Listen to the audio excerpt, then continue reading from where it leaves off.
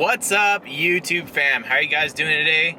Clint Lund with London Mex, and today, guys, well, something I guess I under-delivered on a little bit was the first ride on the Yz325. A lot of you after the first video I posted of the Yz325 first test ride, left a lot of people with more questions than answers other than, yeah, it runs good. So today, guys, spent a little bit of money.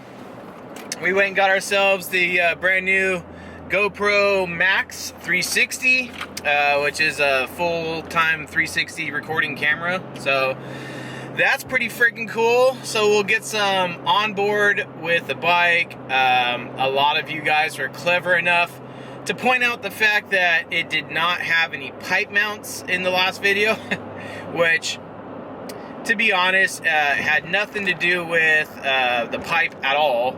It had everything to do with the fact that the mounts that I had from the original pipe were just too rotted, and I just didn't have time to put on pipe mounts before I rode it. Well, anyways, long story short, we got pipe mounts on it now, so it should definitely make the thing look a lot more completed. Hopefully it takes out some vibration. Not that vibration was really an issue. How do you guys like the uptight cut on my beard here? It's kind of something that still I'm getting used to, or cliche would be it's growing on me. Cut. But on any other words, guys, today we're headed up to a neat little riding spot called Pipeline. It is in Paso Robles, California, and I am really looking forward to putting this thing in the dirt. I've only ridden it that one time, the last time that you guys came along and saw the first ride. And so now some tweaking has been made, some suspension tweaking, getting it a little bit more balanced. Well, I'll find out today how much more balanced. But we'll get some cool shots, get you some onboard, and I will definitely, one of the plans here that I'll expound on here really soon, we're going to put it up head-to-head, not today, we're going to put it up head-to-head with a 2015 Yz250, completely stock bike, but it is a very clean, fresh Yz250. Me and a buddy, we're going to do some comparisons on what we notice that are different about the bikes. Camera's shaking a lot. I'm going to hold it. We're going to put some time on both of them. He's going to ride mine, I'm going to ride his, where I can give you guys a definitive, like, okay, this is a lot different, but I have no doubt at all what the large difference is going to be is obviously suspension and handling, and obviously motor. I'm not sure what else is going to stick out with the stock one over the 325. Worst bike on Craigslist. I stopped calling it that, by the way, because I feel like that's something that doesn't really follow the bike anymore, other than at one time it was the worst bike on Craigslist, so we got to give it that much, right? So anyways, if you guys want to skip ahead of this part, I won't be offended, but I did want to give you guys an update on Supercross. So I don't know if you guys know, or if this video maybe you're watching way after the fact, but Supercross is happening. We are leaving very shortly here to head to Salt Lake City, in which case I have to spend 3 weeks in a designated hotel under quarantine with the AMA and track only. Those are the two places I'm allowed to go, is to the track and to the hotel. I'm not allowed to go to any stores, restaurants. As far as I've been told, we're allowed to do curbside delivery for food. We're allowed to order anything to the hotel is fine, or to the track is fine. But if we are symptomatic and we test positive, we have to stay in Utah at the college until our symptoms either clear up, or until, you know, I guess we feel better. I don't know. I honestly don't know. All I know is it's a super weird time on this earth, guys. I mean, geez, I just actually ran by Best Buy real quick to get a tripod mount for the new GoPro, and they have, you know, curbside pickup, and like, unless you didn't order it online for curbside pickup, then they can't help you. But luckily I got a gentleman that was able to just go, he knew what mountain I was talking about. He ran and grabbed it real quick. But guys, this is just, it's such a strange time. I hope you and your family are staying healthy and are enduring this well. I know quite a few people that have come down with coronavirus, as well as my son did earlier this year, and my dad got it, and it wasn't fun for either one of them. So it's interesting because now I know I was exposed to it. My son slept in our bed when he was sick with it, and I was exposed to it and I didn't get it. I don't know if that means I'm immune to it, probably not, but it means I've been exposed to it. So hopefully I have a little bit more antibody resilience to it if I do come in contact with it again. But in any ways, guys, this is about dirt biking, not coronavirus, because I'm sure just as I am, you guys are fed up hearing about it, fed up adjusting and tweaking your lives around it. It's really a bummer, but hopefully you guys are riding dirt bikes. Hopefully if you guys are an essential worker, that you guys are staying healthy. Thank you for what you're doing. A lot of people don't recognize the essential workers through this, that this isn't easy on a lot of them. So big hats off to you guys, the essential workers, and our hospital and our emergency teams, and our military guys. I mean, it doesn't matter if you're a United States military or foreign military. Thank you guys for keeping your homeland safe, so we can do things like go test ride dirt bikes in the middle of a pandemic and be safe about it too. So appreciate you guys. So as far as our conversion bike, the KX500 FX or AFX, I forget, like I've actually had a few guys come with some pretty good names for it. One called it a KZ or a KFZ, and then a YZM, which actually was a real bike. There was a YZM 500 way back in, like, I want to say like late 80s, early 90s. There was a YZM 500, and the KY, I love that one, the KY Jelly 500. So I don't know. You guys are gonna have to let me know on Instagram what we're gonna call this 500 conversion bike. But anyways, fast forward. I'm going to try, before I leave for Salt Lake to Supercross, I'm gonna try to get another video out about starting the mock-up on the engine. I've talked with a couple experts in the field of conversions, and they said as long as you do TIG welds that are nice and tight, no big gaps, you shouldn't have to re-anneal the frame. On the past 500 conversions that I did have the frame re-annealed, and to make it hard again after all the chop cut, rebuild, reheating of things. So I haven't crossed that bridge yet. Obviously I'm gonna make a video. It hasn't been done yet, so you guys are gonna be there when it's done. But yeah, the goal is to get the engine mocked up in there, so I get the frame welded, and after that, I mean, assembling the engine and things like getting an exhaust pipe made, muffler, blah blah blah blah. It's supposedly not going to be that hard. There is going to be a lot of welding. Obviously, we got to fabricate everything from radiators, head stays, engine mounts, muffler brackets, pipe brackets.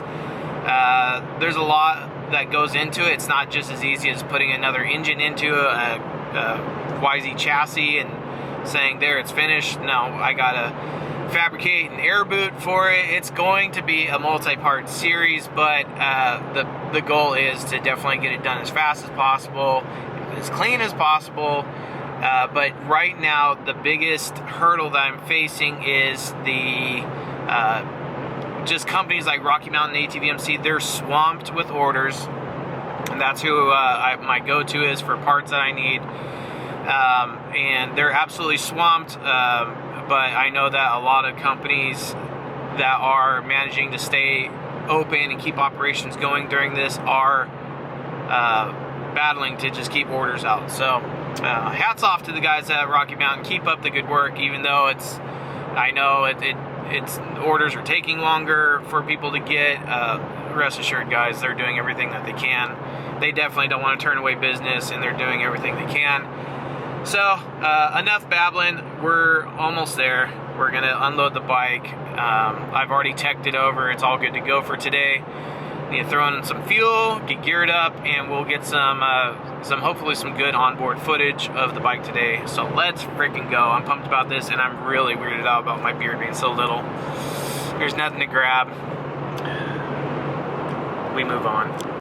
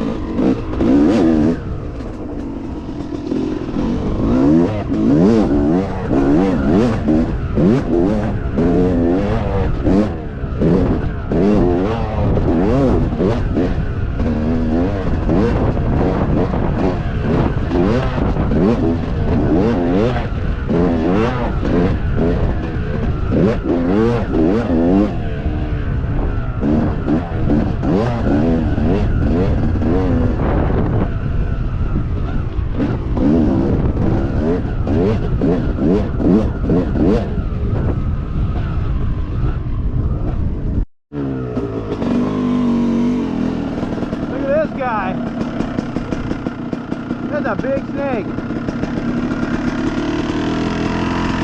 What's up, dude? That's a gopher snake. They're super nice. They never bite. Well, they might bite, but they're not venomous.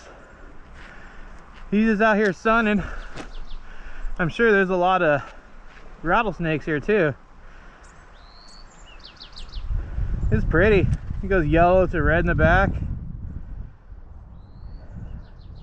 What are you doing, little Sheila? See if he'll let me pick him up. What are you doing, Sheila? You gonna coil up? Wanna get my boot? Wanna get my boot? Nah, you ain't interested in the boot. Come on, Sheila. Want the boot? Look at him. I can hear him hissing too. You want it? You want the boot? I ain't gonna hurt you. Look at him follow the boot. He's all coiled up, ready to strike. Bye, little Sheila. Get out of the track.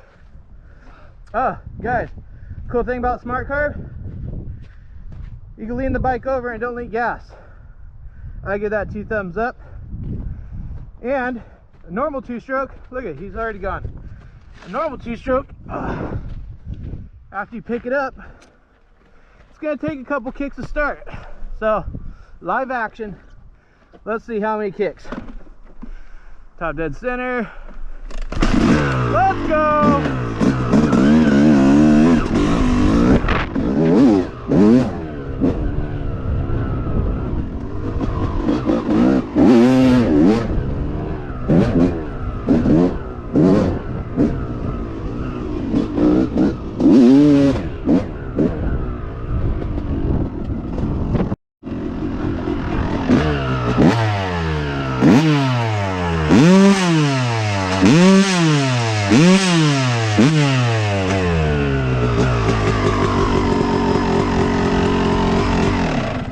I think she's broken in good.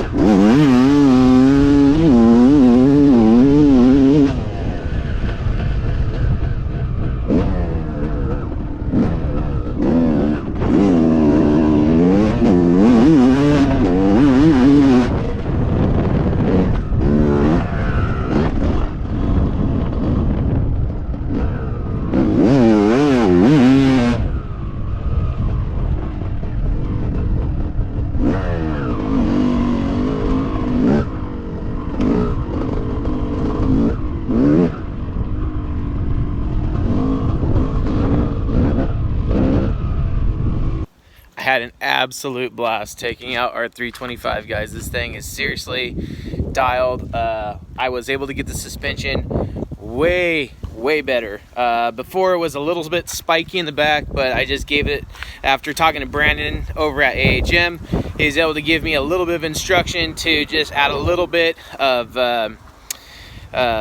high speed and take down compression, add just a little bit on rebound, and it'll slow the action on the rear, and it did. I tell you what, guys, there was a couple times today where if I was on any other bike other than the 325, it would have completely pitched me over the front forks and I probably would have died or got really hurt. But this AHM suspension, guys, phenomenal. So I'm really stoked. Also, I heard from quite a few of you on Instagram that you guys are all sending your stuff into AHM. You're gonna love it. I think that's a great choice. You guys are gonna love it. Trust the process, guys. Get your stuff over, get it built by AHM. They know what they're doing. But guys, I got to get these things unloaded. As you could hear, the wind's coming up. But hey guys, I would really appreciate a thumbs up on today's video for only the reason that I used 4 different cameras to film this today. A normal GoPro, the new 360, my Sony a6400, and the cell phone. So it's going to be a lot of editing for probably like a 16-minute film. But I really want to get this up today. I'm really excited about getting back to Supercross because I got the thumbs up to vlog. So I think the powers that be in the team saw, you know, what the vlogs were doing previous. I'm sorry about the glare. I don't know what to do about it. I don't know what's going on. But they saw what the vlogs are doing, and so now they're like, okay, you know, coronavirus is gonna be driving a lot of you guys crazy. So go ahead and, oh man, that smudge. We're gonna live with it. Anyways, so we're gonna be vlogging Supercross, Corona Supercross, or as Kenny Roxon called it, was Corona Cross. So we're gonna be vlogging the Corona Cross, and I might do a few rounds of outdoor pro motocross on the West Coast with Adam. So a lot going on, guys. Plus we got the KX500 we gotta get building on. A lot of things going on. Subscribe if you haven't already. Get subscribed, guys. We got so much dirt bike stuff to do. If you love dirt bikes, you like what you see, subscribe. All right, we just hit that 60K mark. The channel's blowing up, so can't thank you guys enough. It's windy. I'm gonna get out of this. I love every single one of you guys. I will talk to you guys soon. It's promise. Peace out.